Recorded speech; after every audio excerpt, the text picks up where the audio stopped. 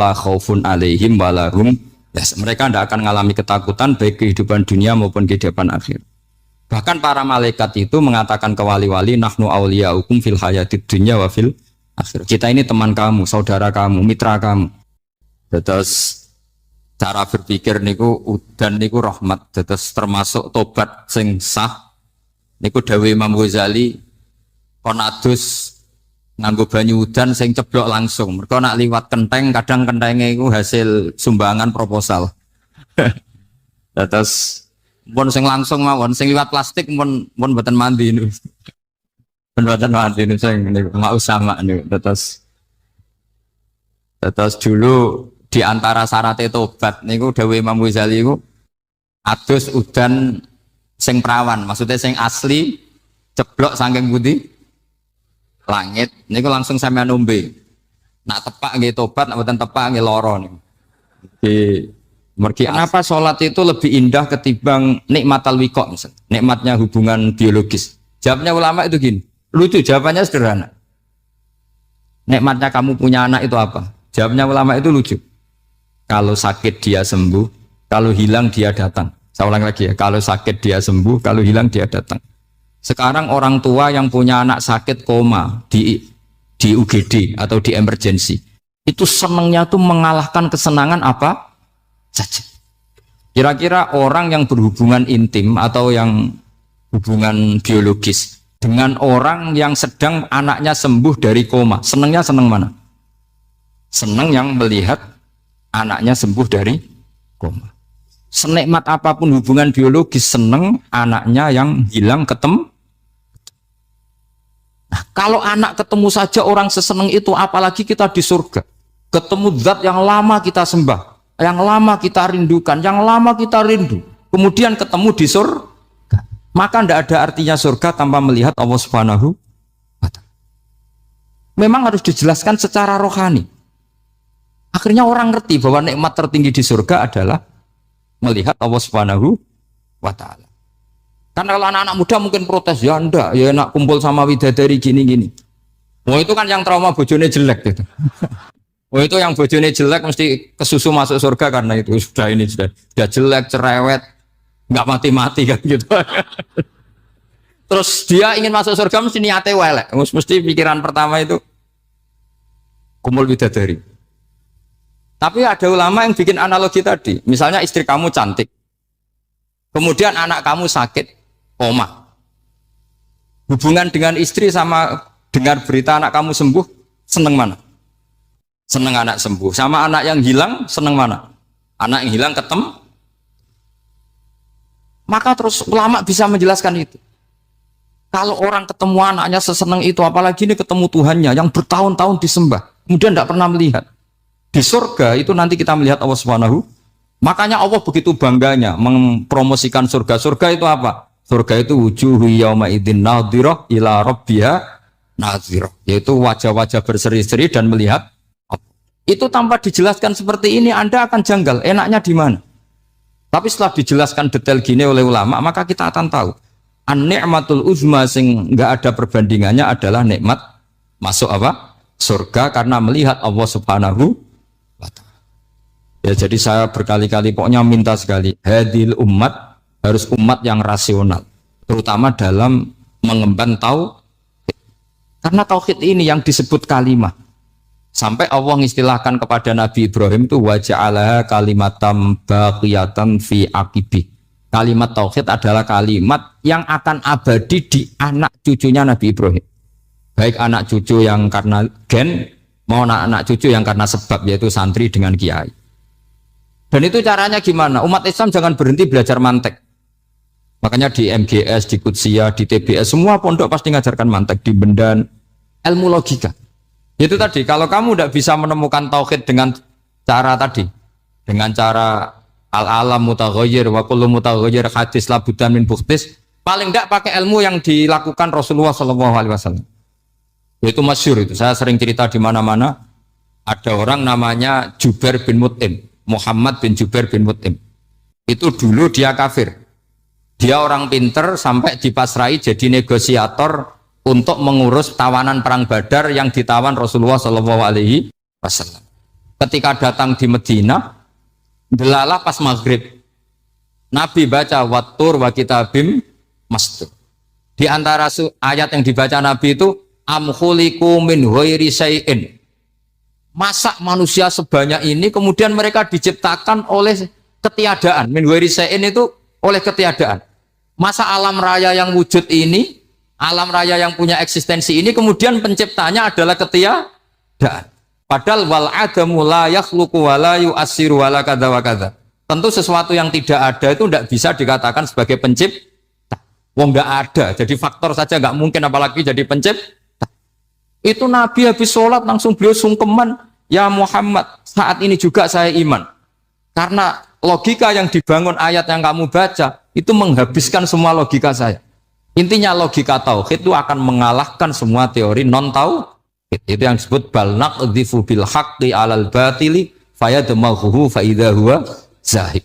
Kebenaran tauhid itu akan menghancurkan kekuatan apa saja. Fayadmaghuhu itu di tafsir Tobari disebut dorbatan tasujud dimah. Satu pukulan sing sampai menjadikan otak itu hancur. Lainnya disebut damagho, dimah itu maknanya otak. Maka kamu jangan khawatir kalau Islam didiskusikan di Uni Soviet, didiskusikan di Kanada, didiskusikan di Korea, pasti kalimat tauhid akan mengalahkan kalimatul batil. Pasti ja'al haqqu wa zahaqal batil, innal batila kana zahuq. Tapi syaratnya kita harus kuat. Makanya saya ini senang sekali yang namanya ngaji itu saya senang. Karena saya tadi bercita-cita ingin jadi dosen setelah mati. Karena di dunia sudah tidak jadi apa? Dosen. Saya ingin seperti Imam Amudi. Pertama ketemu Allah, beliau disuruh ngajar malaikat tentang ilmu apa? Matematika yang mengarah ke tauhid. Jadi diajarkan. Kamu tahu angka 2, angka 3, angka 4, semuanya bersumber dari angka 1. Berarti semuanya berawal dari 1. Tidak tahu setelah itu malaikatnya dites lagi apa tidak tahu. Pokoknya pas itu malaikat ya paham semua. Oke. Kayak apa hebatnya umat Rasulullah Shallallahu Alaihi Wasallam? Karena akalnya kuat. Sehingga kita harus kuat. Sehingga kalimat yang benar disebut kalimat haqqin alaiha nahya wa alaiha. Nah, kalimat yang salah disebut kaburat kalimatan takhruju min afwahim. Kalimat menjadi kalimat karena diucapkan. Tapi tidak menunjuk hakikat. Kayak ini misalnya, ini tutup, ini putih. Terus saya katakan hitam. Berarti saya mengatakan ini hitam sebagai kata-kata karena diucapkan, tapi tidak pernah menjadi hakikat karena hakikatnya ini putih. Itu hebatnya Quran. Makanya Quran kalau gue jelek orang kafir itu, gue jelek orang kafir itu sebut apa? Kaburat kalimatan takhruju min afwahihim. Tapi untuk kalimat tauhid dikatakan apa? Yusabbitu walladzina amanu bil qaulif tsabit fil hayatid dunya wa fil akhirah. Sebagian disebutkan wa ja'alaha kalimatam baqiyah. Kenapa kalimat tauhid itu kalimat yang abadi? Karena Allah sebagai Tuhan di dunia juga sebagai Tuhan di akhirat dan selalu Tuhan pada masa yang tidak terbatas. Itu disebut wa ja'alaha kalimatam baqiyah. Kemudian umatnya Nabi mengganti kalimat yang gampang. Allah punya sifat baqo, punya sifat akhir. Maksudnya akhir itu la akhirah lah. Terus semuanya. Yang paham ya alhamdulillah, yang enggak paham dikon ngapal no. Wujud kidam baqo mukhalafatul khawadisi qiyamuhu bi nafsi wahdaniyat qudrat irad. Wes paham. Lah kok sing rada alim terus roh bedane iki sifat ma'ani iki maknawiyah. Cara Mu'tazilah ngene, cara ahli sunnah ngene. Oh itu sudah kejlimetan. Sementing wujud kidam. Nah, kenapa pertama yang disebut wujud? Karena yang membedakan kita dengan paham ateisme itu ya sifat wujud, yaitu mereka mengatakan alam raya ini dimulai dari ketiadaan. Wah, itu akal mana saja itu nggak bisa nerima, masa ketiadaan menciptakan sesuatu yang ada. Maka kata Ibnu Hajar al Asqalani ketika mentafsirkan mensarai hadis salasun mangkunna fihi wajata halawatal iman. 3 hal ini kalau kamu paham maka menemukan manisnya iman. Manis itu enak. Terus kata Ibnu Hajar al-Asqalani, masih ingat betul dalam sarahnya Fathul Bari, wa yusamma inda ahlil aql, misalnya al-iltizat al-aqli. Agama ini mengajarkan kenyamanan cara berpikir. Coba kalau sampean seorang doktor atau seorang profesor atau seorang pinter, kemudian kamu dipaksa mengimani bahwa alam ini diciptakan oleh ketiadaan, itu bisa tidur enggak? Oh, enggak bisa tidur. Sampean misalnya orang pinter, dididik di kampus atau dididik di pondok, alam ini yang wujud, yang menciptakan itu sesuatu yang tidak wujud. Kamu bisa tidur enggak kira-kira? Ini guru apa? Ini sarap ini. Mosok hadil maujudat khalaqahal adam. Sesuatu yang wujud diciptakan ketika. Tapi agama ini membawa sesuatu yang menyenangkan untuk akal. Yaitu hadhil maujudat khalaqaha wajibul wujud. Maujudat yang wujud ini diciptakan super maujud. Yaitu oleh bahasa pondok disebut wajibul wujud. Kan terus seneng. Wajar dong kalau sesuatu yang ada diciptakan oleh yang ada. Lah tentu ada pencipta, terus ada super, disebut wajibul wujud. Kan terus enak. Nah, itu kata Ibnu Hajar al-Asqalani disebut wajadah halawatal iman. Sehingga kita tidak usah khawatir. Makanya saya itu termasuk orang yang nggak khawatir. Apapun rusaknya dunia ini, kacaunya dunia ini akan kalah dengan kalimatut tauhid. Karena kalimat ini ketemu apa saja pasti menghancurkan. Yaitu disebut bal naqdhifu bil haqqi 'alal batil fayadmaghuhu fa idza huwa zahid. Kalimat hak ini akan menabrak apa saja. Dan yang ditabrak pasti hancur. Makanya sama tidak usah khawatir misalnya ada negara ateis di Cina, di Korea. Kita yakin asal yang diteliti itu agama Islam pasti menang. Nah, yang susah kalau yang diteliti orang Islam. Itu susah.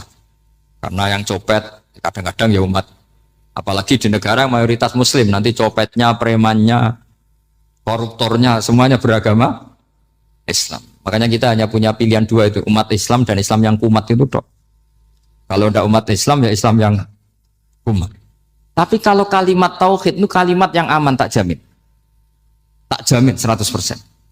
Sehingga saya itu kalau ditanya profesor Pak Bak, kalau suatu saat Indonesia jadi negara yang sangat terbuka, kemudian ada sekolah perbandingan agama, menurut Anda prospek Islam gimana? Saya jawab asal yang dikaji Islamnya bukan orangnya, pasti Islam tetap prospek. Asal yang dikaji apa?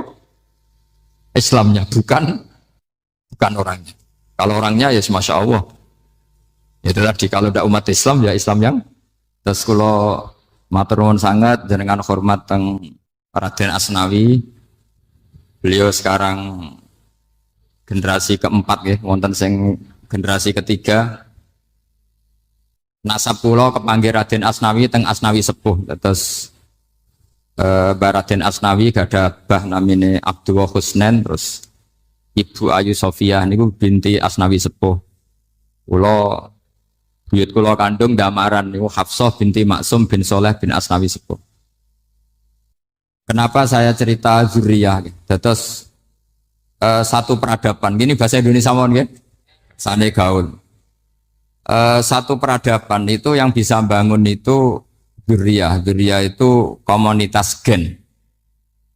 Meskipun nanti komunitas gen itu bisa disadap atau dibajak oleh orang-orang yang tidak gen. Jadi agak ilegal tapi itu sah. Karena sampean bisa misalnya kalah nasab sama saya, misalnya bilang nanti ketemu di Nabi Adam saja Gus gitu. Nanti pasti kita ketemu di siapa? Nabi Adam. Terus kedua, kekalahan nasab itu udah abadi karena nanti setelah jenengan ditanya di kuburan, bapak kamu siapa? Itu disuruh jawab Nabi siapa? Ibrahim. Terus kekalahan nasab sampean nanti berakhir di kuburan karena nanti dijawab siapa bapak kamu, disuruh jawab siapa? Nabi Ibrahim. Jadi yang punya bapak Karmen apa itu sudah selesai, sudah nggak dipakai lagi. Nanti pakai siapa? Nabi siapa? Ibrahim. Nah, kenapa saya cerita bahwa nasab gen itu akan disatukan oleh satu visi ilmiah yang objektif. Gini ku jawe Nabi Yusuf, wattaba'tu millata abai Ibrahim wa Ishaq wa Yaqub. Terus dawe Nabi Yusuf, maka nalana an nusyrika billahi min syai'. Jadi saya ngikuti leluhur saya. Ini dengerin ya, saya ngikuti leluhur saya, yaitu Nabi Yakub bin Ishak bin Ibrahim. Leluhur saya itu siapa? Maka nalana an nusyrika billahi min syai', yaitu keluarga besar yang tidak pernah melakukan kemusyrikan. Ya, keluarga besar kami punya tradisi tidak pernah melakukan kemusyrikan. Dan bahkan itu dibahasakan tidak mungkin kita ini melakukan kemusyrikan. Maka lana itu kira-kira kalau bahasa Indonesia itu kita ini tidak mungkin melakukan kemusyrikan. Nah, kenapa demikian? Itu berangkat dari logika yang permanen. Disebut yusabbitu Allahu alladziina amanu bil qouli tsabiti fil hayatid dunya wa fil akhir. Logika permanen itu begini misalnya. Kita ini kan hidup dari bapak dari ibu terus sampai Nabi Adam. Kemudian setelah Nabi Adam ini berakhir, kemudian kita mau tidak mau berpikir Nabi Adam itu siapa? Terus diterangkan ternyata Nabi Adam itu satu makhluk hidup yang mulanya dari tanah. Lewat wahyu Allah, lewat titah Allah kun, kemudian jadi manusia yang bernama Adam. Sebelum Adam ada bumi, ada langit, ada cakrawala macam-macam. Kemudian itu kita rumuskan lagi, asal usulnya adalah tidak ada. Adamiyun makhdun. Akhirnya kita tahu bahwa alam raya ini diwujudkan setelah dari tidak ada. Nah tentu terus kita berpikir, dari tidak ada menjadi ada itu pasti penyebabnya adalah sesuatu yang ada. Nah yang ada itu disebut wajibil wujud. Karena wajibil wujud ini wujud sendiri, nggak ada saingannya. Karena Allahu ala syai'amahu, Allah ada dan tidak ada pesaingnya. Maka kita ini berpikir nggak mungkin ada kekuatan manapun yang menyamai Allah. Sehingga nggak ada Yesus mungkin menyamai Allah, nggak ada Fir'aun, nggak ada Lata, nggak ada Uzza. Makanya disebut maka nalana an nusyrika billahi min syai'. Kita ini tidak mungkin melakukan kemusyrikan. Sama tidak usah tanya saya, Gus, tapi orang menjadi musyrik itu kan mungkin. Jawabannya itu tetap nggak mungkin. Kemusyrikan itu satu teori yang nggak mungkin. Tapi kalau orang musyrik itu mungkin. Tapi karena kita kenal yang membawa beliau banyak ke Korea. Saya itu beli pesolatan tuh bukan 1, 2 sampai 2 kerdus, 3 kerdus. Itu mulai saya ngiai sampai sekarang. Tak bawa ke Sragen, ke Solo 3, termasuk tak bawa ke Korea. Jadi mungkin ya ini GR saya ngaji di sini itu barokahnya jualan pesolatan. Tapi bukan jualan yang cari laba enggak, karena tak gratiskan, tapi itu dagang akhirat lah kira-kira gitu. Jadi kalau saya masuk neraka kita era pantas wong bakul pesolatan kok masuk neraka gitu. Kayak itu enggak pantas itu. Karena saya termasuk orang ya yang cara berpikir itu optimis. Dulu di sini ada orang alim alama namanya Raden Asnawi. Terus kemudian sejarah agak berpolemik, ada yang mengatakan beliau itu muridnya Syekh Nawawi, ada yang mengatakan tidak. Apapun itu yang saya yakini adalah beliau ya saling istifadah lah, saling bermanfaat bagi Syekh Nawawi Banten. Saya punya catatan sejarah banyak tentang Raden Asnawi karena guru-guru kita itu akan ketemu di Syekh Nawawi Banten. Yaitu kita tahu misalnya saya ngaji Mbah Mun ngaji Mbah Zubair misalnya ngaji Syekh Fakih Mas Kumambang, ngaji Mbah Mahfud, terus ngaji Sayyid Abi Bakar Sato, terus ngaji Sayyid Zaini Dahlan. Kalau keluarga sini mungkin misalnya Gus Hafid, Mbah Niam, Mbah Zuhri, terus Raden Asnawi. Raden Asnawi kita tahu nikah dari istri mudanya Syekh Nawawi, yaitu Nyai Hamdana. Saya sering diceritani Mbah Mun, terus Nyai Hamdana punya anak yang namanya Zuhriyah dari Syekh Nawawi. Kemudian setelah dinikahi Raden Asnawi punya anak namanya Zuhri, Minan, Niam, terus sampai ke Gus Hafid, Hafid bin Niam. Kenapa saya cerita ini? Karena kealiman itu adalah sesuatu yang dibanggakan Allah. Imam Amudi itu ulama ahli matematika. Jadi ada ulama itu ahli matematika. Dia nggak pernah ngajarkan pesolatan, zakat, sholat, tapi dia ngajar matematika.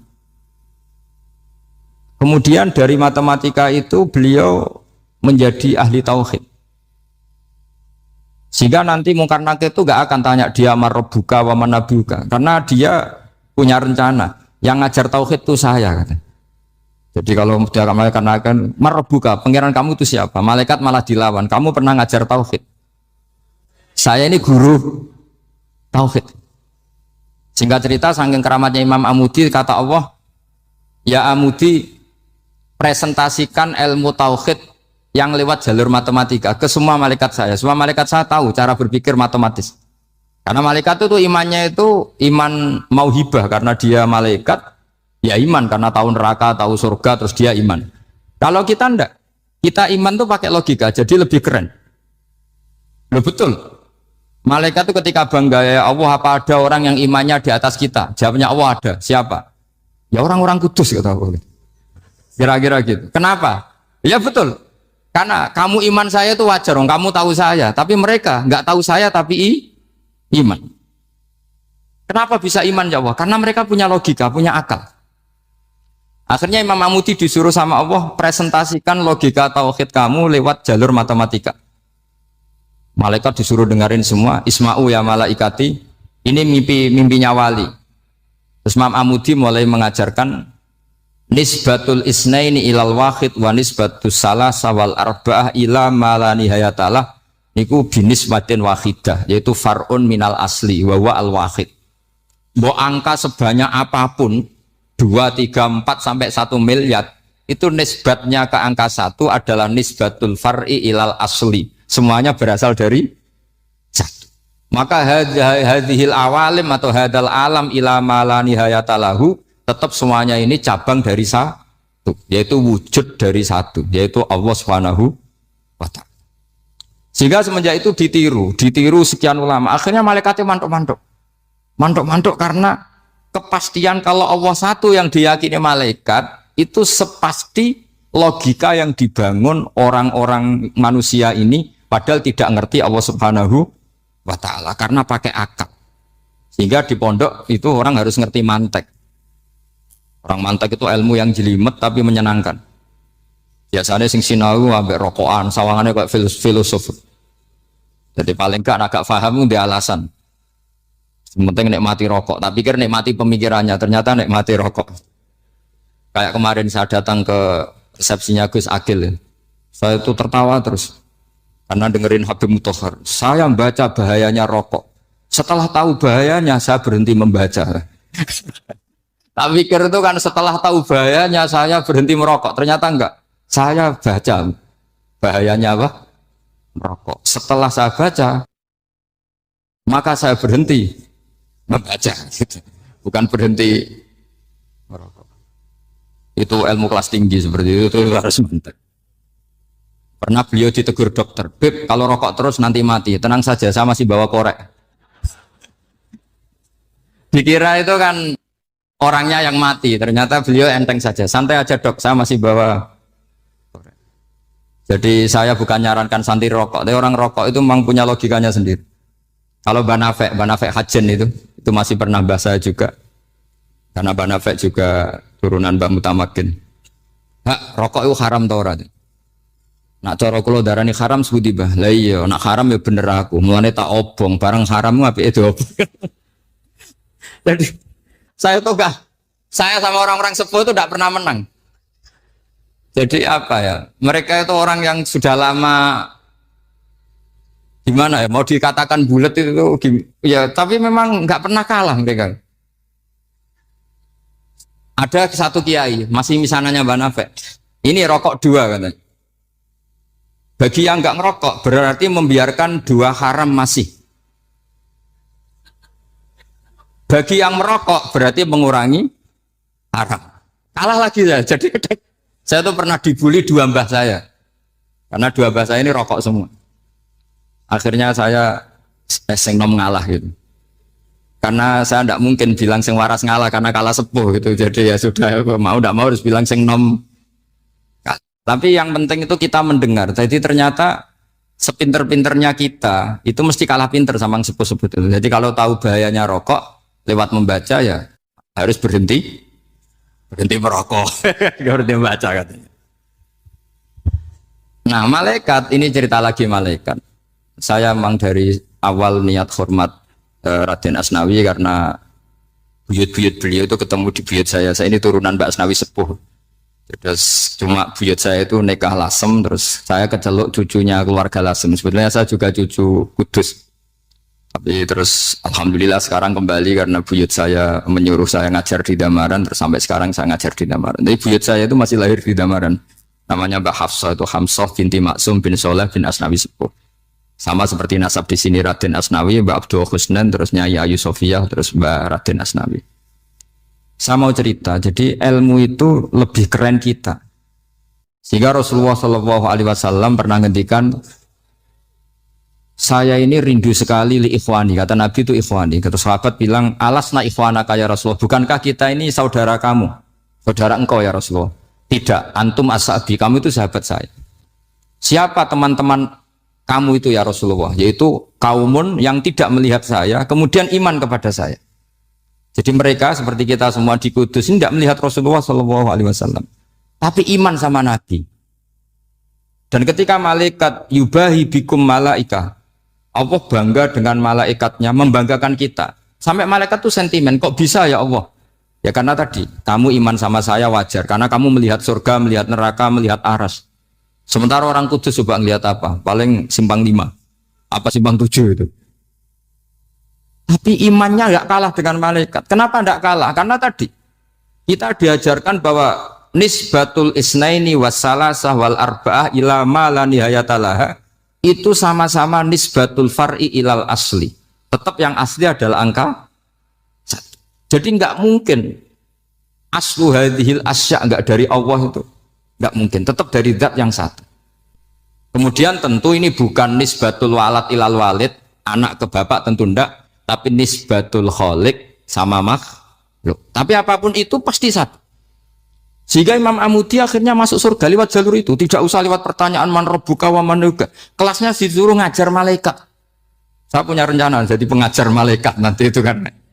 Jadi orang-orang Kudus yang dapat barokahnya Raden Asnawi nanti jangan mau kalau ditanya man rabbuka wa man nuka. Kelasnya itu harus apa? Jadi gurunya malaikat. Karena bapak kita Nabi Adam itu keren. Nabi Adam itu adalah orang yang disuruh Allah dipresentasikan, dibanggakan Allah di depan para malaikat. Ketika ada malaikat yang agak hasut, tapi itu tidak malaikat papan atas, malaikat yang kebanyakan.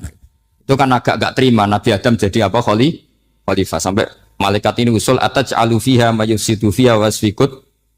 Makanya kalau saya protes sama malaikat itu malaikat yang ini, bukan Jibril sama Israel. Kalau protes Israel bahaya ya. Bisa dihabisin. Saya pernah ditanya seorang kiai, Gus jenengan gojlok malaikat kok berani? Ya karena malaikat yang jenis ini pernah gojlok Nabi siapa? Adam. Enggak percaya kalau Nabi Adam itu layak mimpin sampai protes ataj'alu fiha may yufsidu fiha wasfikut. Tapi apa yang terjadi? Allah mengajarkan satu ilmu di Nabi Adam kemudian disuruh meresentasikan. Qala ya Adamu ambihum bi asma'ihim. Adam, coba kamu presentasikan ilmu kamu. Kalau Nabi Adam fasih mempresentasikan ilmu, kata Allah, kamu bisa enggak sepinter Nabi Adam? Enggak bisa ya Allah. Makanya sudah saya bilang, ini a'lamu malah. Saya lebih tahu siapa yang layak mimpin. Jadi layak mimpin itu pertama harus kuwatul ilm. Ilmunya itu harus kuat. Nanti saya akan cerita hubungannya Raden Asnawi dengan Syekh Nawawi. Apa itu hubungan teman, apa murid guru, itu memang masih jadi polemik sampai sekarang. Kalau saya ya keyakinan saling istifadah. Ini bahasa netral, tidak murid guru tapi saling apa? Istifadah. Kata Syekh Nawawi dalam tafsir Munir itu, ilmu itu nomor 1. Sehingga beliau setiap ada ayat fa inna hizballahi humul ghalibun, beliau pasti menafsiri bil hujjah wal barohin la bisaulah. Saya masih ingat betul takbirnya, memang saya hafalkan. Tapi bukan untuk modal pidato, bukan modal sebagai wong alim. Kalau pidato gampang. Pidato itu semua orang bisa. Kalau jadi orang alim itu tidak gampang. Lebih susah lagi wong alim berpidato. Itu kalau nggak pernah mbah saya tidak mau. Karena memang saya terkenal nggak suka pidato. 1 memang nggak bisa. Nomor 2 tidak ingin. Nomor 3 ya rugi. Karena pidato itu nasib-nasiban. Kalau nasib baik kamu tidak paham itu, wah Gus Ba ilmunya tinggi sehingga kita tidak paham itu kalau nasib baik.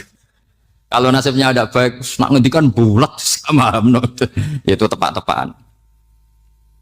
Dan Syekh Nawawi itu benar, Raden Asnawi juga benar, semua guru-guru kita benar. Karena agama ini sebetulnya bukan masalah negara, tapi masalah logika yang sehat. Uni Soviet itu pernah mengkooptasi Uzbek, Ceknya, Tajikistan. Itu 100 tahun. Orang dipaksa ateis. Tapi orang-orang Uzbek, saya sering ketemu lama Uzbek, kadang ketemu di Korea, kadang di Malaysia. Orang-orang Uzbek itu punya basement di bawah tanah. Kemudian di bawah tanah ini mereka ngajarkan tauhid. Ngajarkannya ya gampang. Misalnya ini sesuatu yang ada, ya ini. Ini ada penciptanya enggak? Ya ada. Siapa? Tukang katanya. Yang penting itu enggak ada logika bahwa sesuatu yang ada disebabkan oleh ketiadaan. Lah orang komunis, orang ateis itu orang yang mengatakan alam ini didahului oleh nihilisme, oleh adamiyah. Masuk akal enggak sesuatu yang ada, penciptanya sesuatu yang tidak ada. Sehingga orang anak-anak Uni Soviet itu enggak pernah kepikiran membenarkan ateis, itu enggak pernah. Bareng Uni Soviet ada itu glasnost perestroika itu kemudian hancur, semuanya langsung menjadi negara Islam, termasuk Uzbek, Tajikistan, karena diajari ilmu. Bahwa ilmu itu yang enggak pernah kalah oleh negara. Sehingga saking pedenya Rasulullah SAW ketika Sulhul Hudaybiyah, ini agak jelimet tapi gampang dicerna. Sulhul Hudaybiyah itu satu perjanjian yang semuanya merugikan Rasulullah. Yaitu kalau orang kafir masuk Islam disuruh kembalikan ke kafir, karena kafir itu bagi mereka habitat. Islam itu hal yang baru. Tapi kalau orang Islam menjadi kafir, nggak boleh kembali Islam, berarti kembali ke habitat. Semua perjanjian itu merugikan.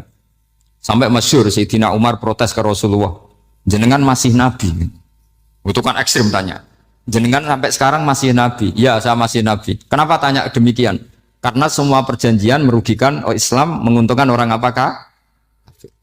Semua sahabat sebetulnya persis Sayyidina Umar protes, kecuali Abu Bakar. Lama-lama akhirnya di antara perjanjian itu berbunyi begini. Tapi saya minta satu hal. Orang boleh mendiskusikan Islam tanpa tekanan. Itu saja permintaan Nabi. Orang boleh mendiskusikan Islam secara bebas, tidak tertekan. Karena orang-orang kafir melihat itu hal yang biasa. Ya nggak masalah Muhammad. Akhirnya orang diskusi. Islam itu apa sih? Islam itu orang yang menuhankan Allah. Allah itu siapa? Zat yang menciptakan langit dan bumi. Lama-lama orang kafir berpikir, wah keren. Tuhannya Muhammad bisa bikin langit dan bumi. Tidak kayak Tuhan kita, malah kita yang bikin. Jadi mulai debat itu mulai. Terus ada yang cerita lagi. Saya pernah loh nyembah Lata, pas itu dikencingi luwak. Masa ailahun ya bulu ali sa'laban, masa Tuhan kok dikencingi luwak? Yang agak-agak ahli kitab ya diskusi lagi. Wah kayaknya Yesus tidak Tuhan. Masa Tuhan kok kelaparan, lemes, wah repot nanti. Jadi makanya Allah ketika gojlok wa ummuhu siddiqah kana yakulani ta'am. Mal masih ibnu Maryam illa rasul qad khalas min qablihir rusul wa ummuhu siddiqah kana yakulani. Coba paradok ndak misalnya. Kamu didolani Nabi Isa terus ketok lemes. Kenapa? Tuhan, saya agak sakit keroi dulu. Kan enggak kebayang itu. Punya Tuhan yang sakit setelah makan sehat terus. Kan enggak kebayang seperti itu. Ketika Nabi punya konsep Tuhan, Tuhannya Muhammad itu siapa? Yaitu zat yang la awalalah, zat yang pertama. Lalu Tuhan itu siapa? Tuhan itu yang menciptakan langit bumi. Tuhan itu siapa? Yang memulai segalanya. Lama-lama mereka berpikir, wah kalau gitu yang benar itu Islam. Maka kata Imam Zuhri, Syihabuddin Az-Zuhri, fama kana fathun fil islami a'dhama min sulhil Hudaybiyah. Innama kana an-nasu yatafadhaluna fil hadis wal munaza'ah. Semua teks riwayat itu ada kata wal munaza'ah. Orang bebas ngomong dan berdebat. Munaza'ah itu berdebat. Terus akhirnya falam yatakallam ahadun bil islami yaqilu syai'an illa dakhala fihi. Kemudian setelah berdebat dan mereka tahu Islam pasti akhirnya masuk. Dan itu yang sekarang terjadi di dunia. Makanya saya pernah ditanya seorang profesor, Gus, kalau di Jogja ada sekolah perbandingan agama, menurut Anda gimana? Asal itu tentang agama, tidak apa-apa. Tapi kalau yang dibandingkan umat Islam itu jangan. Karena nanti kalau di Indonesia kira-kira yang copet itu ditanya agamanya juga Islam, yang koruptor juga Islam. Jadi kalau yang dikaji Islamnya nggak apa-apa, tapi orangnya jangan kata saya. Karena yang bulat ya Banyak yang nggak sholat ya banyak. Tapi kalau Islamnya saja, misalnya adu konsep tentang Tuhan. Masyhur kita mungkin banyak yang melihat itu debatnya Stanley Fischer sama Ahmad Didat itu. Tuhan kamu siapa ini itu sama Didat cerita Tuhan saya itu lam yalid walam yulad walam yakul lahu kufuwan. Itu spontan ada seorang mahasiswi bilang sepertinya Tuhan Anda lebih menarik ya. Karena Tuhan Anda yang menciptakan langit bumi, yang Tuhan ini kok lahirnya sudah di bumi, masa lahir-lahir langsung jadi Tuhan. Jadi akhirnya falam yatakallam ahadun bil islami yaqilu syai'an illa dakhala fihi. Sehingga agama ini apa? Agama itu adalah kalimat tauhid. Kalimat itu apa? Logika yang terbangun. Nah, ketika logika itu terbangun maka disebut yusabbitu Allahu alladzina amanu bil qaulis tsabit fil hayatid dunya wa fil akhirah. Allah itu akan menetapkan satu kaul, satu presentasi ilmiah atau satu kesimpulan ilmiah. Yang kesimpulan itu nyata benarnya. Dan ini akan nyata terus baik di kehidupan dunia maupun kehidupan apa? Akhir. Seperti Allah sebagai Tuhan. Itu akan nyata terus. Di dunia Allah ya Tuhan, nanti di akhirat juga Tuhan. Tapi Tuhan selain Allah, maka menjadi Tuhan ini nunggu ada yang menuhankan. Misalnya Fir'aun, itu jadi Tuhan karena ada yang menuhankan. Sekali dia mati, dia sudah aset wisata, bukan Tuhan lagi. Makanya gejolokannya orang ulama Arab, kalau ketemu ulama Mesir, kalau gejolokan itu lucu. Orang Arab, ada Abu Jahal, Abu Lahab, penggaweane ngusir Nabi. Gitu. Itu gejolokannya ulama Mesir. Kata ulama Arab, kamu gayanya benci Fir'aun, tapi rizki kamu dari wisata melihat Fir'aun. Itu gejolokan. Gejolokannya ulama Arab sama ulama Mesir. Sehingga agama ini mengajarkan apa? Satu kalimat. Makanya kamu harus belajar mantek. Dulu Raden Asnawi ya pengajar mantek. Dulu buyut saya di sini Mbah Fauzan, abahnya Mbah Pah itu, mbahnya itu juga pengajar mantek. Karena di antara yang diceritakan Allah itu wa ja'alaha kalimatam baqiyatan fi aqibih. Tugas utama Nabi Ibrahim adalah menjadikan satu logika. Kalimah itu logika. Itu menjadi logika yang abadi. Baqiyah itu abadi. Fi aqibih di anak turunnya Nabi Ibrahim. Misalnya begini, saya beri contoh ya. Misalnya saya mengatakan teh ini hitam, itu menjadi kalimah karena diucapkan, tapi tidak menunjuk hakikat karena tehnya berwarna apa? Kuning. Sehingga Quran kalau menyalahkan orang kafir itu ngendikannya kaburas kalimatan takhruju min afwahihim. Omongannya orang kafir itu menjadi kalimat karena diucapkan dari mulutnya. Kenapa menjadi kalimat? Karena diucapkan tapi tidak menunjuk hakikat. Seperti orang mengatakan 2 ditambah 2 itu 10. Itu kalimat, tapi kalimat yang salah. Karena tidak menunjuk hakikat. Seperti orang kafir mengatakan Tuhan itu 3. Itu kalimat karena diucapkan, tapi tidak menunjuk hakikat. Tapi ketika seseorang mengatakan Allah itu Tuhan, Tuhan itu satu, itu disebut kalimatu haqqin 'alaiha nahya wa 'alaiha namut. Memiliki tahlilannya wa 'alaiha apa wa biha. Wa 'alaiha apa wa biha. Wa'alaiha ya ada yang tahlilan wa biha, itu nggak tahu sanatnya dari mana, pokoknya ada yang wa'alaiha, ada yang biha. Kenapa dikatakan kalimat tauhid? Karena kalimat yang dari kesimpulan berpikir. Dan agama ini dibawa Nabi Ibrahim itu untuk membawa kalimat tauhid. Ciri utama kalimat tadi, kamu yakin seyakin-yakinnya bahwa nisbatul snaini wassalasah wal arba'ah ila ma la nihayatalaha itu kanis batisnain ilal wahid, yaitu semuanya far'un minal asli. Aslinya adalah wahid. Sehingga di kitab, saya pernah ngaji Mbah Mun, namanya kitab Al-Husunul Hamidiyah. Itu dikarang oleh ulama-ulama sekarang, itu diajarkan di MGS. Ini mbah-mbahnya Gus Akil, pendirinya madrasah MGS. Itu ada gambarnya di situ. Di situ ada gambar piramida, ada gambar hewan, ada gambar pohon. Kata yang ngarang, gambar sedetail ini, sejelimet ini dimulai dari nuqtah wahidah, tetap dimulai dari satu titik. Dan ini disebut nuqtatil wujud.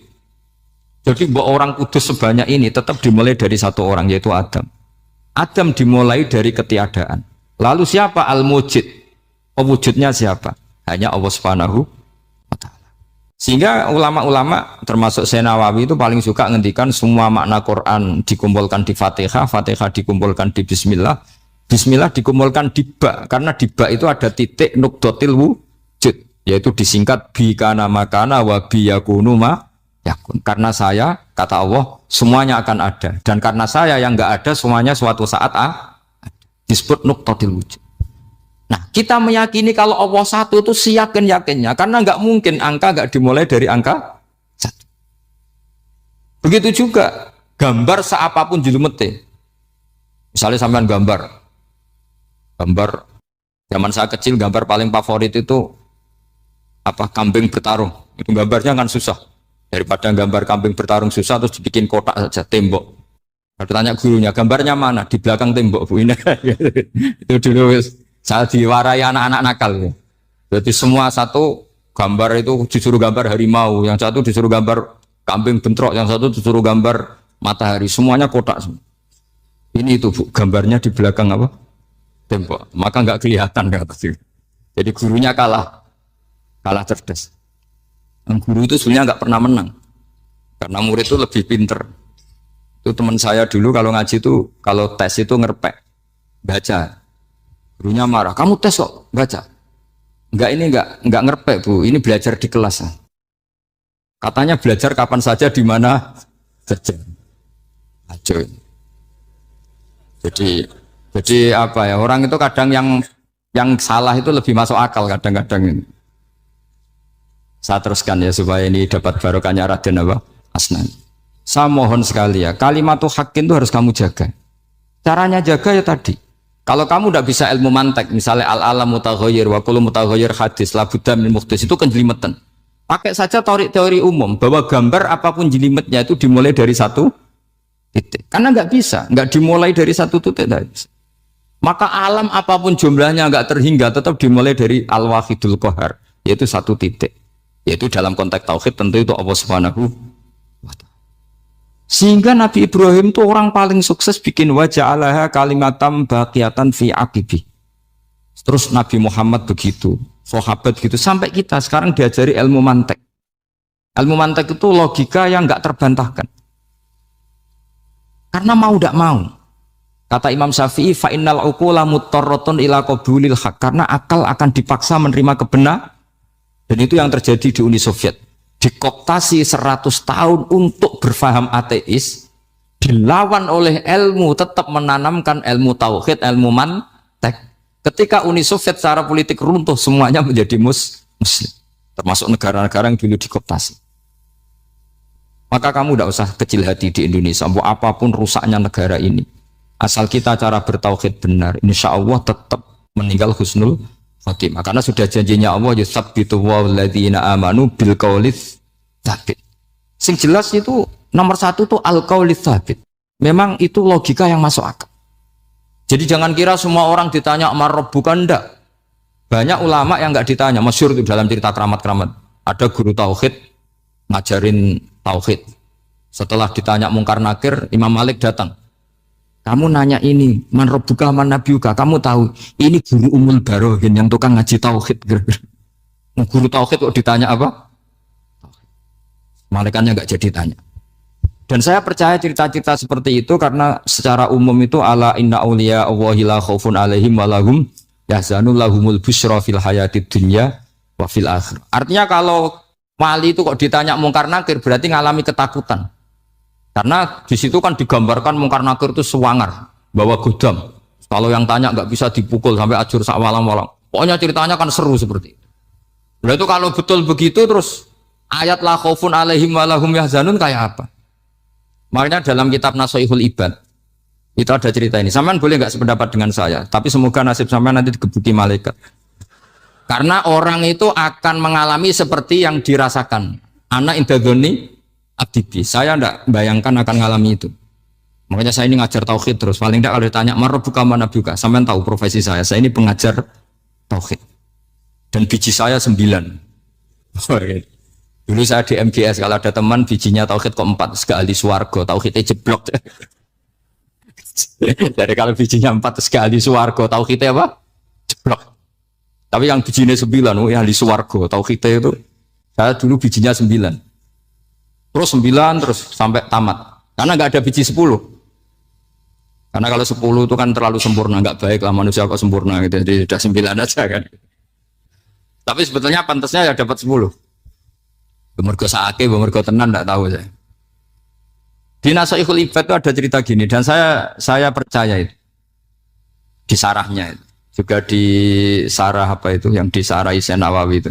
Pokoknya saya kalau ingat Raden Asnawi pasti ingat Senawawi. Saya tidak memastikan apa murid guru apa saling istifadah, yang jelas itu teman dekat, teman fil ilm.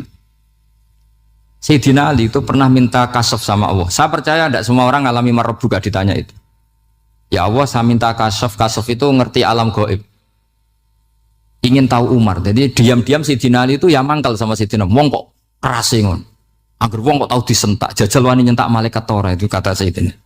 Jadi dia minta kasyaf karena kenangannya dia melihat Umar itu semua orang pernah disentak sama Sayyidina Umar itu. Sayyidina Ali minta kasyaf, ya Allah saya ingin melihat Umar menghadapi mungkar nakir. Masih garangkah apa enggak? Itu dah, itu tidak. Minta kasyaf. Pas kasyaf beliau bangun dari kubur, duduk. Dilihat sama Sayyidina Ali ini ngalami kasyaf. Sama ndak usah tanya. Enggak wali kok tanya, ya sudah pokoknya percaya aja. Akhirnya malaikat mungkar nakir datang. Itu di situ digambarkan matanya itu kalkidril mughalla, kayak apa itu panci yang dibakar. Wah, wow, seru. Semua nang Sayyidina Ali. Baru ini kamu akan takut gitu. Tapi ternyata enggak. Umar bangkit, disewentak orang tua itu. Kamu tahu menghadapi siapa? Yang sopan. Wah, sontak. Kaget malaikatnya itu karena nggak pernah ngalami disentak, mungkin itu pertama. Kaget. Memangnya kamu siapa? Saya ini teman kekasih Tuhanmu. Saya yang diandalkan temannya sebenarnya bukan dia. Ana sohibu habibillah. Saya ini temannya kekasihnya Allah. Jadi dia mengandalkan temannya sebetulnya, bukan mengandalkan dirinya. Oh, kamu temannya Nabi Muhammad? Iya, saya Umar, temannya Nabi Muhammad. Kamu harus hormat sama temannya kekasih Allah. Terus mulai itu. Akhirnya matur Allah, ya Allah, apakah prosedur seperti ini bisa dinego? Sama Allah, oh iya katanya. Kamu kalau menghadapi kekasih saya jangan seperti itu katanya. Semenjak itu beliau sopan santun, dua mungkar nakir itu. Jadi ini berita gembira. Jadi sebetulnya itu enggak. Tapi kita ini kan enggak punya nyali nyentak mungkar nakir. Semoga dengan gelar kita doktor tafsir, doktor tauhid gitu, atau paling enggak guru kudsiyah tauhid gitu, atau siswa terbaik dalam materi tauhid itu harus kamu bawa status. Jadi sehingga nanti ini saya ranking 1 tauhid, masa masih ditanya marbuka waman nabi. Dan itu menurut saya sah. Sampean enggak usah protes takbirin di, susah usah takbiran. Pokoknya takbirnya adalah wali-wali itu la khaufun alaihim walahum. Yes, mereka tidak akan mengalami ketakutan baik kehidupan dunia maupun kehidupan akhir. Bahkan para malaikat itu mengatakan ke wali-wali, nahnu awliyaukum fil hayatid dunya wa fil akhir. Kita ini teman kamu, saudara kamu, mitra kamu. Masa mitra kok nutui itu kan nggak fair. Dan menurut saya paling efektif itu apa? Kamu harus punya rumus tauhid kayak Imam Amudi menemukan Tuhan. Imam Amudi itu menemukan Allah itu lewat ilmu matematika. Dan itu Allah saking senengnya disuruh ngajari para malaikat. Wa ya malaikati isma'u. Kamu harus mendengar, ini orang alim saya yang ahli matematika. Tapi justru itu ngerti bahwa asal usul alam itu minal wahidil qahar. Dari zat yang satu. Akhirnya Imam Amudi mulai ngajar tuh. Nisbatus naini wassalah sawal arba'a ila mana nihayatalaha iku kabeh iku far'ul wahid. Akhirnya malaikat mantuk-mantuk. Nah, iman seperti itu akan setingkat keyakinannya dan keakurasiannya sama dengan imannya para malaikat. Makanya Nabi ngendikan tubaliman amana bi walam yaroni. Sebagian riwayat disebut sab amarot. Nabi ngendikan sampai 7 kali. Benar-benar keren orang yang tidak melihat saya kemudian iman kepada apa yang bisa menemukan itu? Hanya A. Misalnya contoh paling gampang ya yang dialami para ulama. Ya saya ulang lagi yang dialami para ulama ketika menemukan ilmu ya yang menjadikan mereka mahabbah Rasulullah Shallallahu Alaihi Wasallam. Nabi itu paling suka itu sholat. Nabi itu paling senang sama sholat. Wa qurratu aini fi sholat. Terus beliau ngendikan as-sholatu imaduddin. Terus beliau kalau muji sholat itu sundul langit. Sampai beliau kalau banyak masalah itu bilang ke Bilal, arifna ya Bilal, saya kasih istirahat. Itu maknanya mau sholat. Semuanya sholat. Pertanyaannya adalah, apakah mungkin seorang raja yang ambisi jadi raja, kemudian yang dikampanyakan adalah orang supaya sholat. Tentu kalau Nabi seorang raja, beliau akan kampanye gimana, narik upeti kayak apa, narik pajak kayak apa, biar Nabi kaya. Enggak. Nabi itu paling tersiksa kalau orang tidak sholat, tersiksa kalau orang tidak sujud. Loh, kalau beliau seorang raja, ngapain mempopulerkan sholat? Maka makna sholat Imaduddin adalah sholat itu tiang agama. Maknanya tiang agama, kamu akan tahu betul kalau dia seorang nabi. Karena apa? Yang diajarkan adalah sholat. Coba untungnya apa bagi Nabi Muhammad ketika umat Islam sholat? Kan tidak ada untungnya sama sekali. Ya clear ya. Jadi terus sekarang masalah nasa mansuh. Ini kan clear tentang mukaddimah ilmu tafsir. Nasa mansuh itu kelihatan datar, tapi itu urgen sekali. Karena agama sebagai aturan ya atau solusi mau tidak mau kan bersentuhan dengan hukum sosial yang tidak akidah. Saya tadi sudah matur Pak Arsoyo, agama yang tidak akidah itu kan bersentuhan dengan hukum sosial. Kalau yang akidah jelas Allah itu satu, la ilaha illallah wahdahu la syarikalah. Kalau sosial, saking bersentuhan dengan sosialnya itu Pak Fathul Wahid, Imam Syafi'i itu punya istilah begini Pak Arsoyo. Ketika Nabi misalnya sodakoh atau zakat pakai kurma atau pakai susu kering misalnya, sodakoh atau zakat, atau dulu ngamal pakai dinar, pakai apa? Dinar. Itu langsung dianalisis kutil balad. Pokoknya makanan pokok zakat itu ngambil makanan pokok. Berarti di Indonesia pakai apa? Beras. Ketika Nabi sodakoh pakai dinar, langsung dianalisis pakai saman, yaitu alat tukar atau uang yang sah. Jadi kamu tidak usah memaksakan mentang-mentang anut sunat Rasul, terus kamu makan kurma, terus bisa mencret. Terus mentang-mentang sunat Rasul, saya tidak pernah sedekah, karena sekarang nggak ada dinar. Nabi kan sedekahnya pakai dinar, medit ya alasan.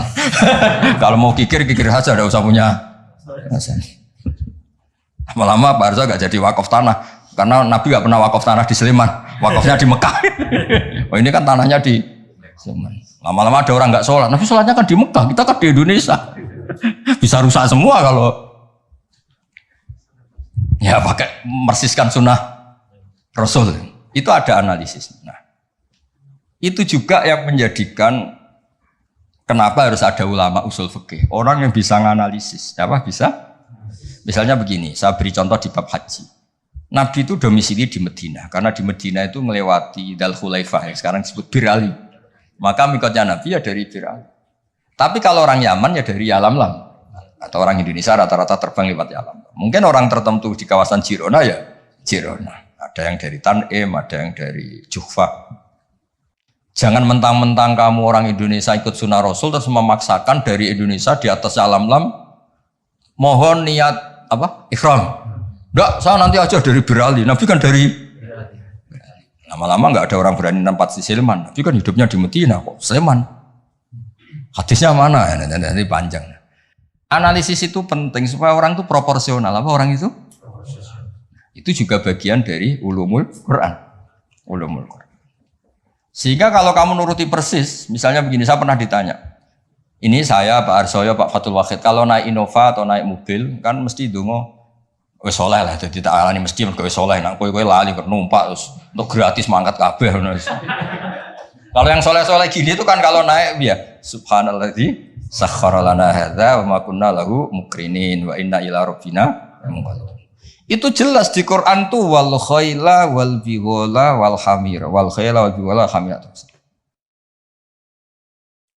Jelas yang dicontohkan di situ ya kendaraan itu ya unta, khimar, kuda. Dan karena yang dikendarai itu hewan, dulu Allah bayangkan juga litas tahu ala duhuri, kamu naik di punggung hewan itu, sumatazkuru ni'mata rabbikum idastawaitum alaihi wa taqulu subhanalladzi sakhkhara lana hadza. Terus kamu sekarang naik pesawat, naik Innova, ini kan tidak kuda, ini kan tidak unta. Jadi gak usah doa itu, karena doa itu untuk apa? Naik kuda atau unta. Ya kacau semua kalau gitu. Makanya dibutuhkan ilmu namanya usul fikih. Usul fikih itu kira-kira analisis. Yang dilakukan Nabi itu jenis ubudiyah makhdoh sehingga nggak bisa dinego, atau jenis produk sosial, atau jenis kalau produk sosial ya tadi saya sudah musyawarah sama Pak Arsa tadi ya kontekstual atau apa kondisional namanya produk apa?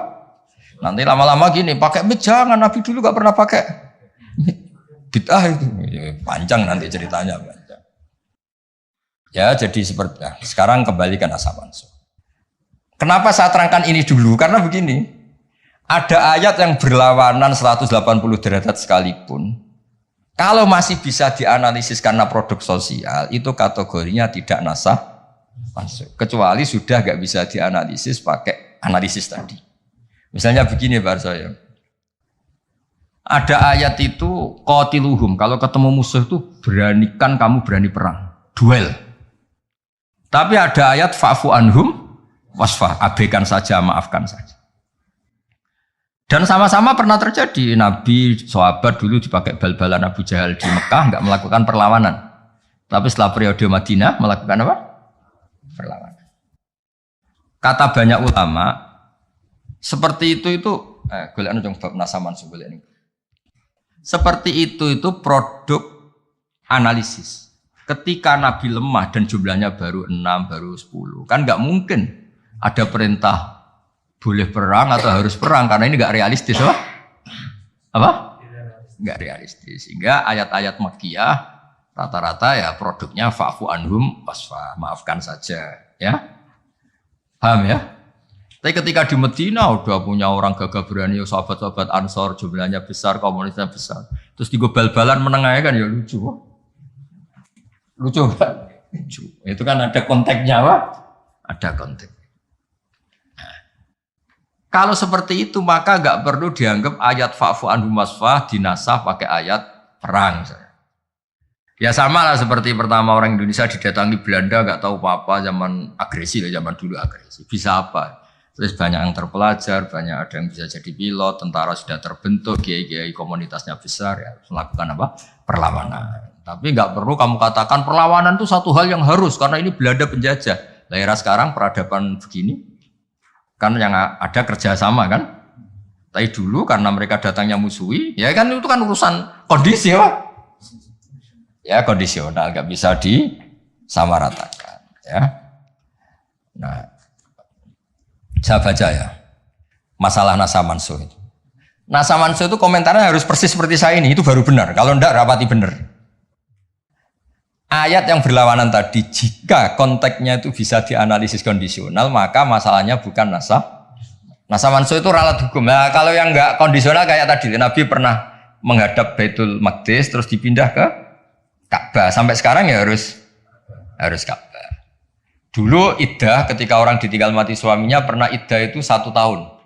Wasiyatan li azwajihim mata'an ilal hauli ghaira ikhraj. Berarti pernah iddah berapa? Setelah itu dinasah ya tarabbas nabi anfusihinna arba'ata asyuri wa asyra. Jadi 4 bulan 10 hari. Nah, itu nasaman karena nggak bisa dianalisis secara apa? Sosial. Ini kalau baca ya, yang bisa dianalisis secara sosial. As-salisu ma umira bihi li sababin summa yazulu sababu kal amri khinad dhfi atau khinad dhufi wal qillati bisabri wasafhi summa nusikha bi ijabil kital wa hadza fil haqiqati laisa naskhon. Apa laisa naskhon? Karena bisa dianalisis asal usulnya. Ya ini biar difotoin apa ini? Mulai ini ma umira li sababin ini. Dulu nanti biar ada yang tanya. Nah sehingga kiai-kiai Jawa ketika meskipun ngaji Jalalain, ngaji kitab Jalalain, tafsir Jalalain, kan sering ada ayat misalnya lakum dinukum waliyadin, kadang sebagian dikomentari mansukhun bi ayatis saf atau bi ayatil kital. Itu kiai Jawa tidak ada yang ikut meskipun mereka baca kitab karena ngerti konteksnya apa? Ya, misalnya kita dulu ketika Jepang datang ke sini itu memang jajah ya kita bilang ada revolusi jihad, misalnya resolusi jihad, ada resolusi jihad. Dulu Mbah Hashim, Mbah Ahmad Dahlan juga sepakat melawan penjajahan, apa ngelawan? Jadi ketika di kesini studi banding atau kesini tukar ilmu ya nggak ada masalah kan? Bahkan di Quran sudah diumumkan wa in ahadum minal musyrikin astajaruka ya fa'ajirhu hatta yasma'a kalam Allah. Ya, kalau ya kan ya tadi konteksnya beda. Ya konteksnya itu kemarin saya jagongan itu sama Pak Alwi Shihab, adiknya Pak Kures, kan dulu pernah menteri luar negeri. Kata beliau, sekarang Gus ngomong rekonsiliasi cek susahnya, alasannya ngenang masa dulu. Nah, masa dulu ya ada yang sekarang nggak mungkin. Dulu pernah kan ada istilah zaman dulu pernah sedikit konflik dengan Malaysia, Pak Karno bilang ganyang. Nah, masa sekarang kan ya jelas enggak itu. Itu kan konteksnya beda. Dulu Mbak Hasyim, Mbak Madalan bilang resolusi jihad. Ya sekarang kan enggak. Malah anak-anak ini nunggu ada beasiswa ke sana. Enggak belajar malah dulu ayah Amsterdam. Oh, bal-balan. Apapun itu kan yang seperti itu kategorinya itu ma'uzila li sababin apa ma'uzila li sababin. Jadi hilangnya bukan karena hukum nasa mansuh, tapi karena sebab yang berbeda.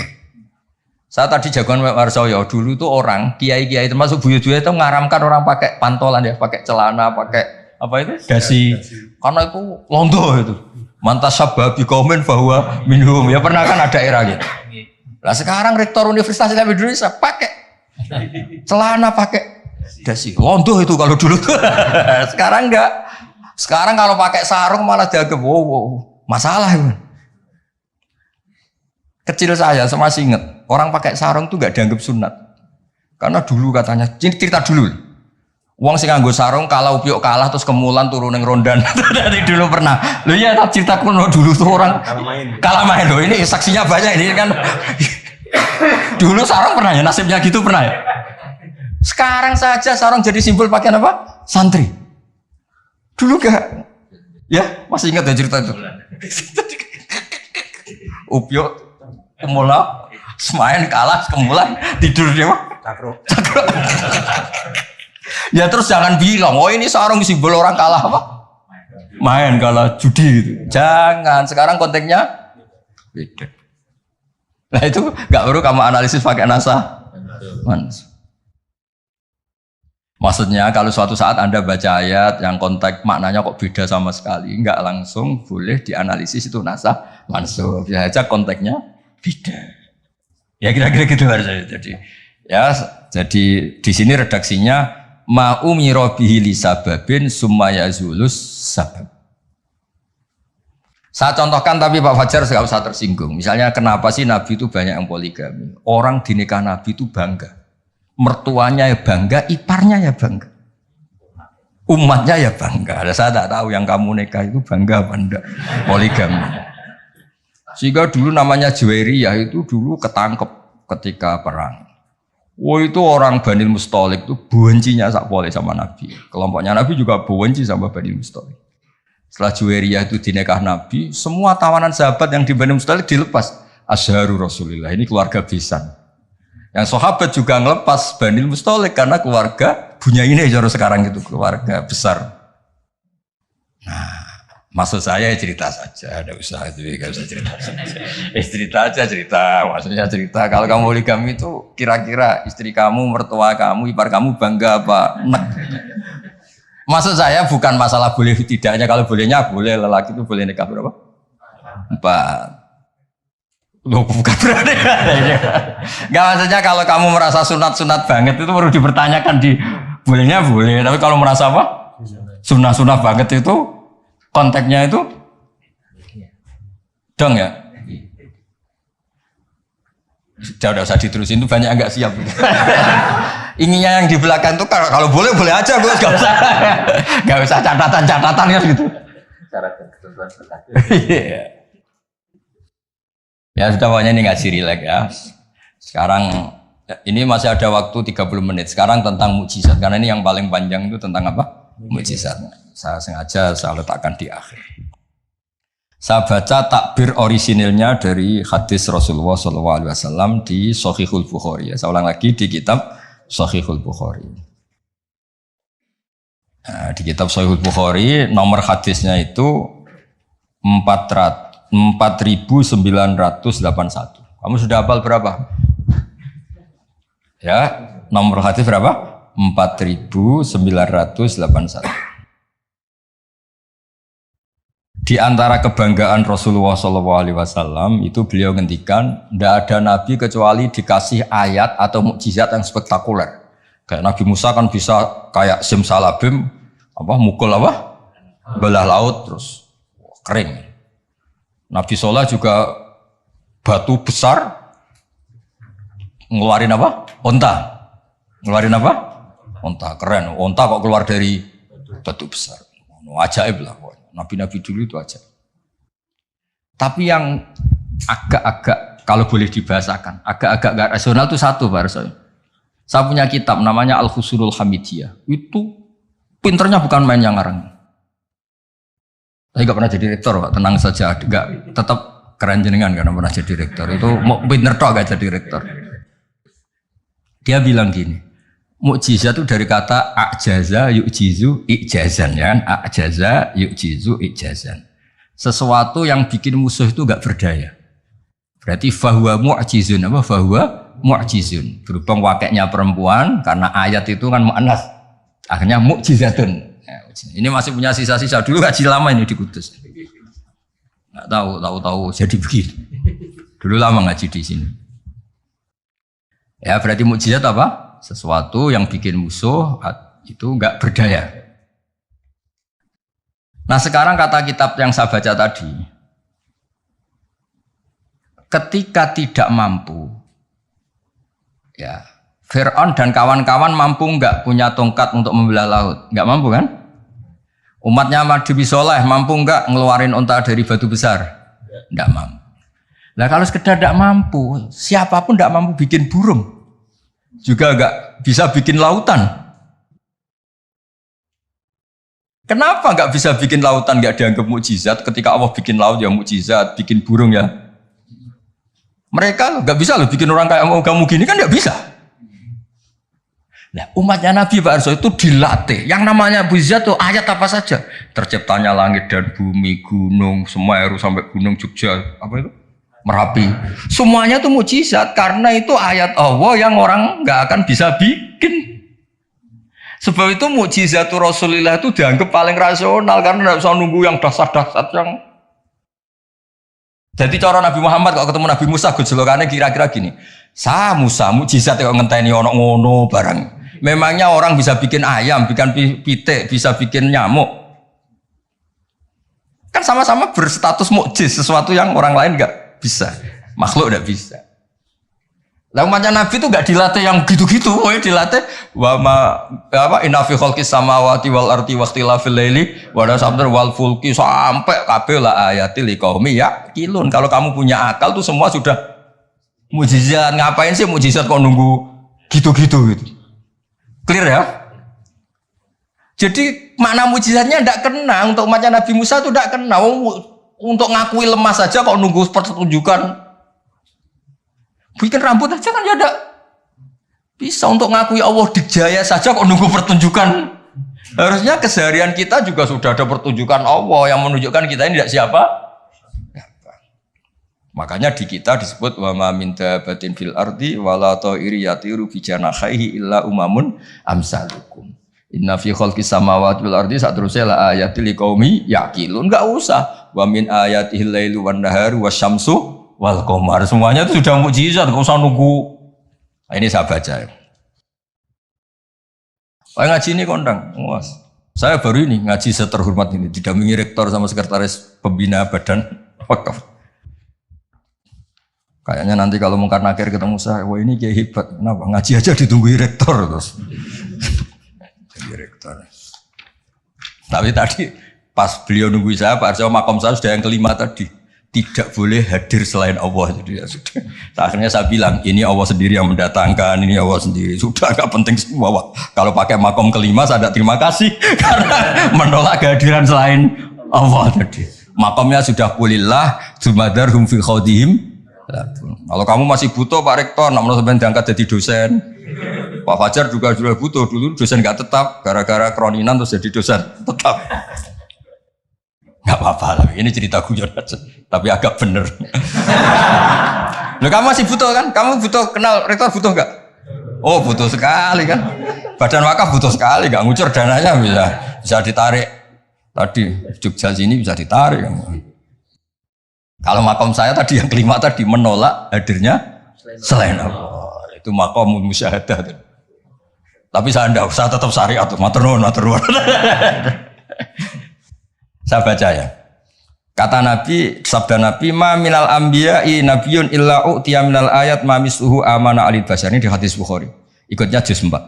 Wa inna ma kana alladhi utitu wahyan awhahu wa ilayya fa arju an akuna aktsarahum tabi'an yaumal qiyamah. Semua nabi itu punya mukjizat yang dahsyat. Tapi itu tidak ada apa-apanya dengan mukjizat saya. Mukjizat saya itu Quran dan saya berharap dari mukjizat yang rasional ini kemudian pengikut saya yang terbesar. Nah, itu komentator sarahnya ini Fathul Bari dikarang oleh Ibnu Hajar al-Asqalani. Pengarangnya itu kelahiran Gaza. Gaza itu kelahiran Gaza. Ya, jadi Bukhari itu kitab Sahih Bukhari itu pengarang sarah paling terkenal itu Fathul Bari. Pernah dengar toh? Dengar toh ya? Nah, ya, itu tak bacakan. Komentarnya bagus di sini. Saking bagusnya nanti di itu Hajar ya di foto. Komentarnya begini. Kenapa begitu ya? Kira-kira gitu. Pertanyaannya kenapa begitu? Ini rasional sekali cara analisisnya. Annal mukjizat al-madiyata kanat khisiyatan tusyahadu bil absor karena qauti sholeh wa asa Musa wa mukjizatul Qur'ani tusyahadu bil basirah fayakunu mayyatabi'u li ajliha aksar li annal ladzi yusyahadu bi ainir ra'si yang qaridu bin qiradi musyahidihi wal ladzi yusyahadu bi ainil aqli baqin yusyahidu kullu man ja'a ba'dal awal mustamirran. Foto dulu engko tak terang. Nah iki sing khisiyah boleh khisiyah.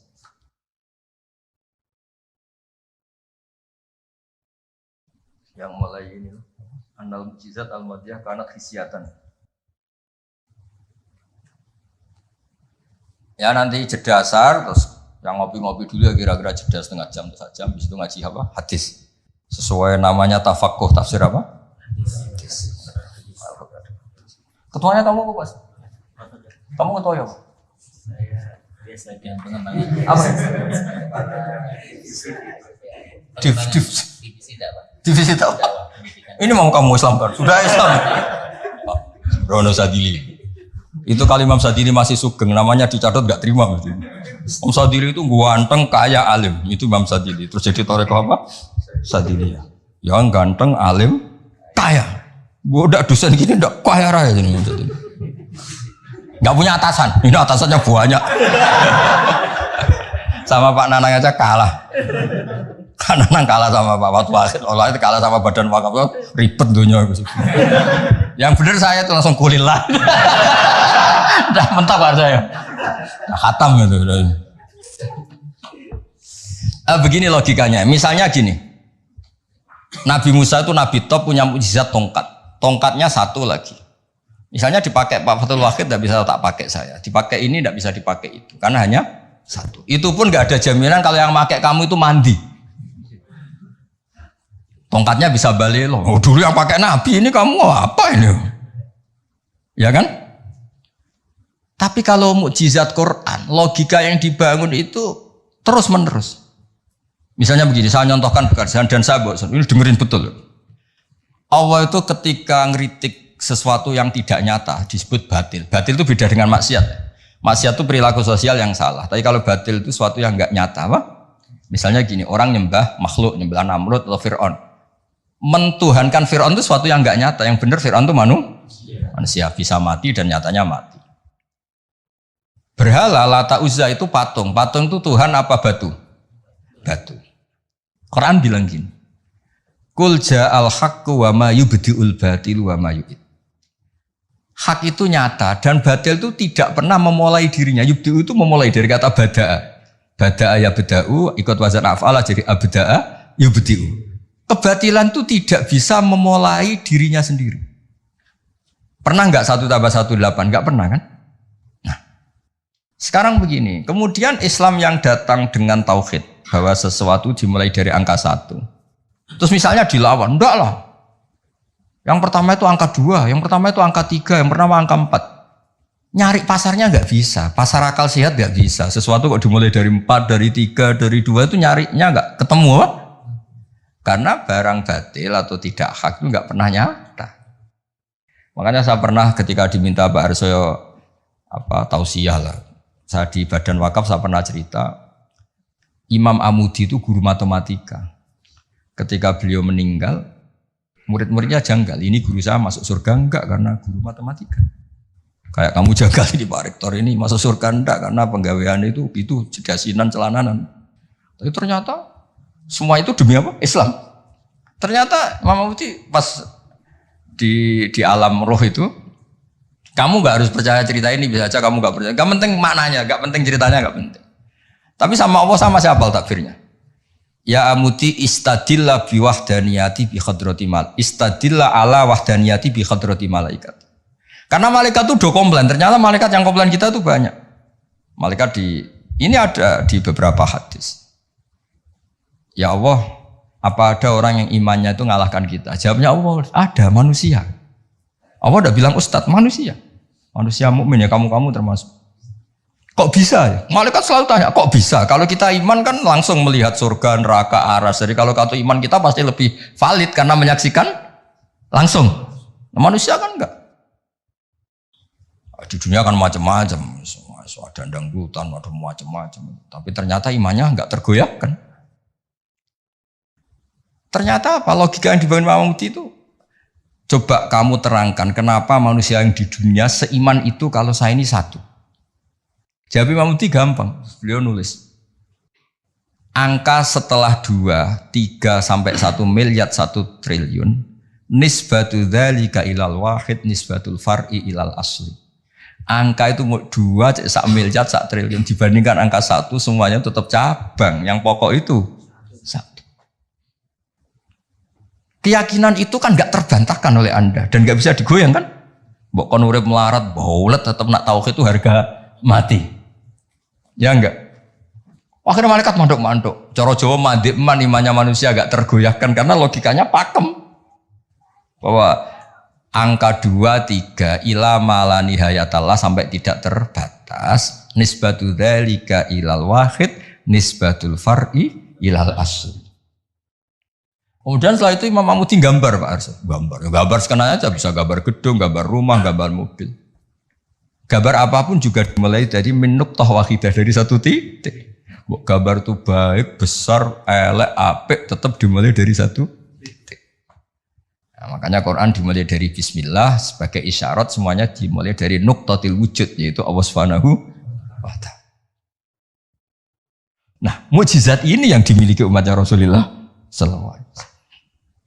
Misalnya kita bela Nabi itu poligami atau orang-orang soleh poligami, belanya gampang karena pakai rasional. Ngerumat orang satu apa? Ngerumat perempuan satu hukumnya apa? Baik kan? Ngerumat yang baik loh, maksudnya bukan ngerumat dok. Ngerumat perempuan satu yang baik hukumnya apa? Baik.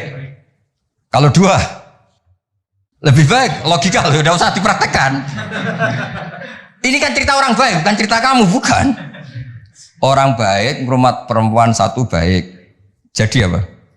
Baik. Ngerumat 2? Nah, sekarang tinggal waliannya. Kamu satu saja kamu terlantarkan. Melantarkan orang satu dosa. Orang 2 lebih dosa. Itu kan. Jadi meskipun Anda tidak berani poligami, membela bahwa kenapa sih nabi-nabi dulu poligami, gampang logik. Ya gitu. Tapi tidak harus kamu praktekkan. Kamu orang baik gitu maksud saya. Tapi untuk membela secara rasional tuh gampang. Ya, orang baik ngerawat orang satu. Baik, ngerawat orang 2. Dah ya. Sekarang yang kamu menerantarkan orang satu dosa, 2 lebih dosa. Jelas ya? Jadi makanya agama ini dibela sama Allah dengan status liqaumi yaqilun liqaumi yatafakkarun. Enggak usah pertunjukan kayak mujizat tadi, intinya agama ini enggak perlu pertunjukan Nabi Muhammad terus ngomong. Lah kalau gitu kasihan kiai-kiai yang sekarang. Misalnya, saya percaya kalau kamu ketua DPI asal bisa terbang ke Mekah. Ya repot kalau. Saya percaya kamu rektor Universitas Islam asal bisa Gunung Semeru kamu pindah, Merapi kamu taklukkan. Wah ya repot kalau ukurannya gitu-gitu terus ya. Cukup ukurannya pakai hukum sosial. Hukum sosial itu piye? Alladzina yunfikuna fis-sarra wa dharra. Ketika kita longgar ya mudah sedekah, ketika susah pun mudah sedekah. Rumus yang kedua apa? Termasuk wal kadhiminal ghaidh. Coba sistem sosial itu yang menyelamatkan itu satu, wal kadhiminal ghaidh. Kalau emosi itu dikendalikan. Coba andaikan Pak Waktu Wahid ketika jadi dosen, kalau emosi nabrak mahasiswa, kalau emosi nendang mahasiswa, enggak akan jadi rektor, di penjara. Berarti yang menyelamatkan karirnya apa? Wal kadhiminal ghaidz. Sebagian hadis nerangkan apa? La taghdab faradada miran faqala la. Pak Arso juga sama, ini kan beliau dulu ketika sekedar dosen dan nampari mahasiswa nggak akan pernah jadi rektor. Udah di penjara.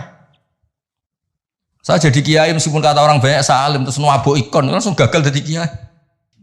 Artinya apa? Rumus sosial Quran dimulai yang penting kumpul sosial itu dermawan, yunfikuna fisarra wa darra. Terus hukum sosial lagi wal kadhiminal ghaidz. Kalau kecewa itu mudah memaafkan, bisa nyimpen wal afina. Coba semua tidak perceraian ya barokahnya wal afin mudah memaafkan. Kalau semua orang ngungkit-ngungkit yang enggak penting-penting masalah semua kan satu Indonesia. Aslinya gini, Islam tuh ngatur peradaban tuh logis saja.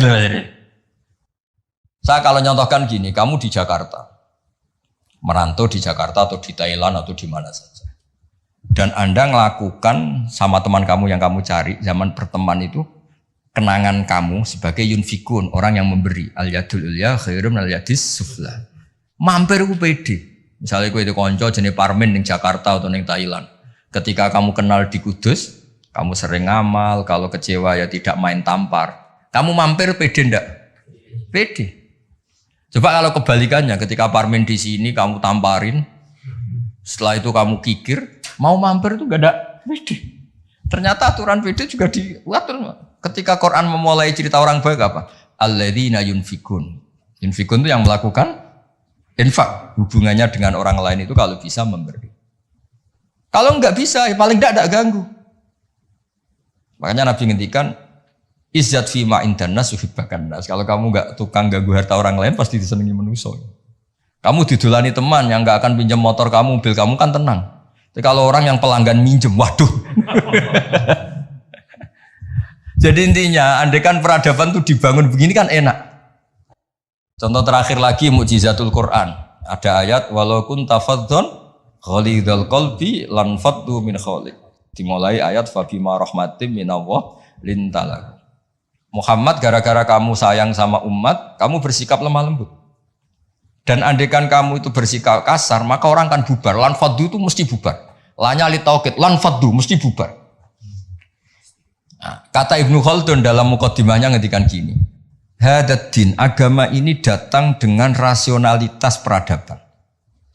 Bukan mentang-mentang dengan mukjizat. Hada Rasulullah man uyyida bil kauni kulli. Ini Rasulullah orang yang punya kekuatan alam raya, bisa melibatkan Jibril, Israel, Mikail, bisa melibatkan semua malaikat untuk menolong agamanya. Tapi Allah cerita agama ini diterima karena Nabi itu bersifat rauf, sayang, rahim, lemah lembut. Misalnya gini, ini mokal tapi tak cerita. Misalnya Pak Fajar itu bisa terbang ke Mekah. Kamu darah nih wow gak? Wow kan? Ternyata pas mau kamu hormati ke tua boy plang.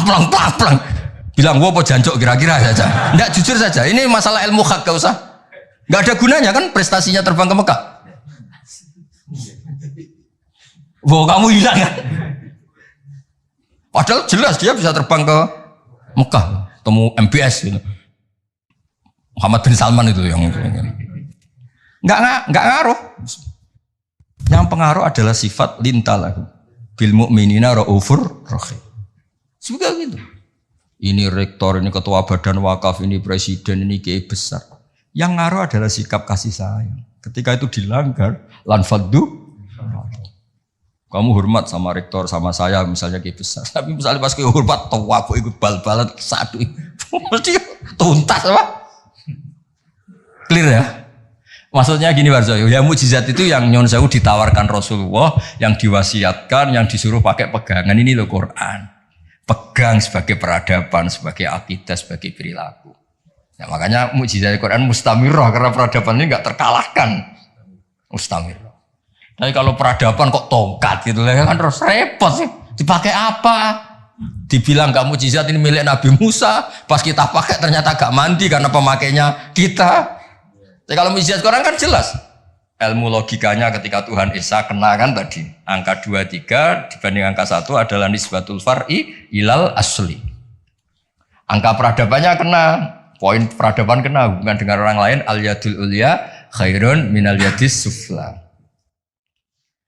Jelas ya? Termasuk hubungan dengan istri. Allah tuh bayangkan hubungan dengan istri itu tidak baik-baik saja. Itu niknya Quran. Di Warsa itu Quran itu bayangkan hubungan dengan istri itu tidak baik-baik saja. Wa ashiruhunna bil ma'ruf. Itu urusannya orang fa'in ahbabtumuhunna, fa'in karihtumuhunna. Karena Allah itu saking pinternya. Namanya kumpul itu mesti ada masalah. Makanya bayang kalau ada masalah dan kamu sedang nggak suka, boyo mikir hal yang kadang kamu nggak suka itu hikmahnya besar. Jadi Quran tuh membangun peradaban dengan segala asumsi. Asumsinya adalah yang tidak kita inginkan. Fa'in kari tumuhun. Makanya kita dilatih senam otak. Wa asa antu hibu syai'an padahal bahwa syarrul lakum. Waliannya juga wa asa antakrahu syai'an wa huwa khairul lakum. Kita tidak pernah tahu. Dan itu akhirnya itu yang menyelamatkan kita. Coba yang menyelamatkan kamu apa? Berpikir positif kan? Dan itu aturannya Quran. Satu pernah baca kitab. Dan itu kebetulan ada orang yang minta nasihat saya habis baca kitab itu. Dia ketika kaya raya jabat temannya banyak. Ketika miskin jadi buruh temannya tidak ada yang main. Dia ngeluh, wah ini orang munafik semua. Ketika saya jatuh nggak ada yang kesini. Dan dia sudah jadi buruh bikin bata itu, bikin batu bata itu. Terus tak bilang, malah bagus gitu. Kalau teman-teman kamu datang, terus kamu ditonton pas dibentak-bentak majikan, malah kamu malu tuh. Jadi Allah bikin kultur itu bagus. Kalau miskin, jatuh nggak ada yang main. Kalau main kamu malah jadi tontonan. Oh iya Gus, baru tertawa-tawa. Jadi di balik yang kamu tidak suka itu ada kebaikan. Makanya Imam Syafi'i saya sering cerita di mana-mana. Imam Syafi'i itu ada orang ketemu beliau cium tangan hormat, setelah di luar maki-maki. Sapi gini. Terus ada yang lapor. Orang yang tadi cium tangan engkau, yang hormat engkau di luar maki-maki kamu. Imam Syafi'i tertawa-tawa. Loh kamu diceritain ini ketawa. Baguslah berarti sawi bawah. Di depan saya ada berani. Dianggap enteng saja Pak. Maksudnya ini ijazah ke rektor. Kalau ada yang di luar kok gak cocok. Depan saya gak berani. Wibawa saya. Itu saya gunakan Gus. Jadi kadang dianggap enteng saja Pak. Terus diceritain lagi. Oh ini separuh kampung kamu itu gak suka sama kamu. Jadi Imam Syafi'i, bagus lah. Yang gak suka itu pasti gak pernah utang itu. Gak pinjem-pinjem itu. Yang masalah itu yang suka. Orang kalau gak suka kan gengsi mau pinjem, mau ngutang. Artinya dianggap hikmahnya itu. Jadi sesuatu yang kamu kadang gak suka itu hikmahnya besar. Misalnya kamu punya istri, merengut ngamuan. Bagus itu. Nak guya-guya, beong lanang dia pusing juga kamu kan. Ya intinya itu apa ngajari kita senam wasa untuk ibu syai'au wa syarrul lakum. Kadang wasa antakrahu syai'au wa khairul lakum. Terus kita berkesimpulan gimana? Wa ya'lamu wa antum la ta'lamun. Sudahlah kita sebagai manusia yang lemah berkesimpulan yang tahu itu apa, kita tahu apa? Kita tahu apa. Nah, hal-hal gini yang menjadikan Quran itu abadi. Ya, ini sebelum asar tak bacakan tak berlagi ini di kitab Itqan. Ini lebih bagus, lebih ekstrim. Itu tadi kitab Fathul Bari yang barusan tak baca Pak Fajar. Kalau ini dari kitab Al-Itqan. Itqan itu spesialis tentang ulumul Quran. Ini kalau mau Pak Arso ya. Wa aksaru mu'jizati hadhil ummah aqliyatun li farati dzakaihim wa kamali afhamihim. Wa li anna hadhihi syari'ata lamma kanat baqiyatan ala safahatid dahri ila yaumil qiyamah khussat bil mu'jizah al-aqliyah al-baqiyah. Jadi agama ini karena akan dipakai sampai kiamat, maka agama ini harus logis.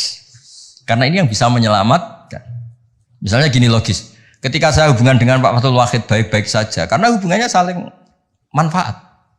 Dan Islam mengharamkan madharati ke orang lain, merusak orang lain, merusak sarana umum. Dan itu yang menyelamatkan peradaban adalah Allah gak suka perilaku apa? Merusak. Kita di mana-mana kan baik-baik saja kalau kita tidak merusak hanya orang lain. Terus Allah cerita lagi, wa yuhibbul muhsinin misalnya, inna wa yuhibbul muhsinin. Kita hidup di mana saja kalau kita ihsan pasti baik-baik saja. Gak usah pakai mukjizat tongkatnya Nabi Musa tuh, mentang mentung go tongkat ngalor ngidul, pakai akek Sulaiman misalnya, gak usah. Yang menyelamatkan kita itu peradaban yang dibangun Allah Subhanahu wa taala. Nah, cari-cari foto Amit Pak Fakir. Nah, ini mulai itu. Jadi kalimatnya itu ya kalimat di kitab Itqan ini jelas khussat bil mu'jizah al-aqliyah. Jadi kamu tidak usah terbang ke langit untuk tahu kalau Allah itu Esa. Juga ada harus coba saya ceritain Pak Harso. Ini di sini ada kalimat itu betul-betul sadis, tapi sadis yang baik. Wa aksaru mu'jizati Bani Israel kanat khisyatan li biladatihim wa qillati basaritihim. Dasar bodoh, mukjizat agak wow, itu gak ngandel. Misalnya contoh barang gini. Andai kan Anda jadi Nabi Musa, Anda akan ya jadi rektor aja agak susah apalagi jadi Nabi Musa. Nabi Musa itu pernah debat Pak Harso sama Fir'aun. Pertama debat itu lucu, Nabi Musa kan disuruh Allah datang ke Fir'aun. Dia cerita, Fir'aun kamu tuh harus nyembah Allah, Allah itu Rabbul Alamin. Kata Fir'aun, Tuhan kamu itu siapa kalau gitu? Ya Rabbul Alamin, Rabbus Samawati wal Ardi, yang nuhani langit dan bumi. Dari Fir'aun gini, terus manggil Haman, Haman itu ajudannya. Jangan dibahasakan arsiteknya, nanti tersinggung ini yang arsitek. Sebenarnya Haman itu kan arsitektur. Iya kan? Enggak usah. Jangan terus arsitektur berarti jabatannya apa? Jangan. Ini arsitektur yang Islami. Kata Fir'aun. Ini contoh bahwa akal dengan dasar itu menang akal. Saya ulang lagi, akal dengan dasar itu menang akal. Kata Fir'aun gini, saya jalan-jalan kemana-mana setahu saya yang dituhankan saya. Karena dia pakai contoh fisik. Khisyah itu fisik yang bisa diindra. Ma'alim tulakum min ilahin huiri. Saya jalan kemana-mana ternyata yang jadi Tuhan itu saya. Nah terus akhirnya Nabi Musa bilang Tuhanku yang menguasai langit. Loh, Fir'aun malah kurang ajar lagi bar saya. Haman sini. Ibnili sorkhan ya Haman ibnili sorkhal ali abluhul asbab as-samawati fa'attali'a ila ilahi Musa. Haman, saya bikinkan piramida yang tinggi. Saya mau ngintip Tuhannya Musa. Padahal Nabi Musa tahu meskipun diintip juga gak kelihatan kan. Jadi Nabi Musa, saya saja gak pernah lihat, apalagi kamu. Nah itu kan masalah kalau betul sudah bikin piramida. Gak tahu ini pas kuliah belajar apa lihat piramida, gak tahu. Nah, kan masalah itu. Gara-gara orang Bani Israel memaksakan semuanya itu khisyah. Ukurannya tanda itu apa? Khisyah, fisik gitu. Nah, ini khisyah. Ternyata apa Pak Arsoyo? Yang bisa mengalahkan Fir'aun itu logika yang dibangun Nabi Musa.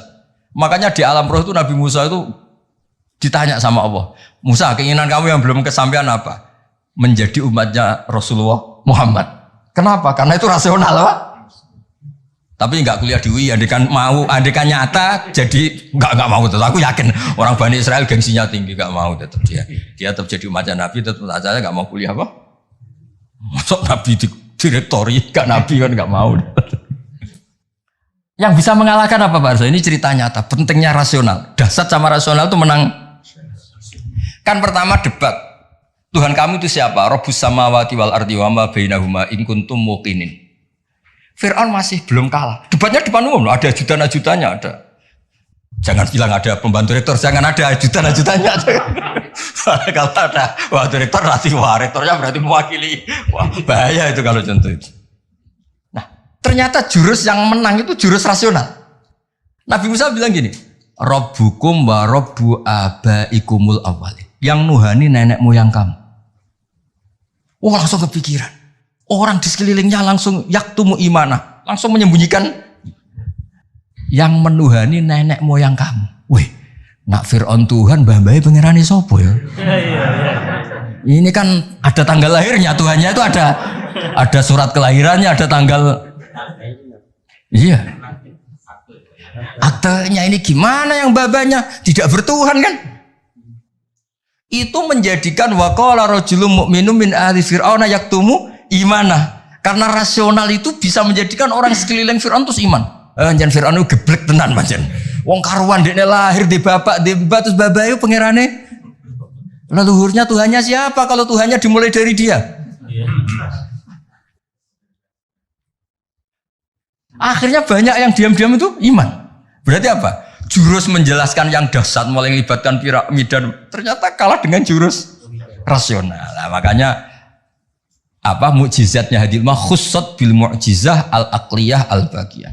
Nah, moga Pak Farid foto gak lewat Pak Fajar, lewat kula niki luwih keren niki. Nah, niki kata-kata yang ini aja yang langsung apa? Khussat bil mu'jizah. Ini ya. Kata-kata khussat bil mu'jizah al aqliyah al bagiyah.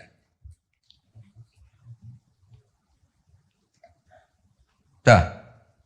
Ah ya lengkap. Ini kitabnya kitab-kitab judulnya di foto ini Fathul Bari sama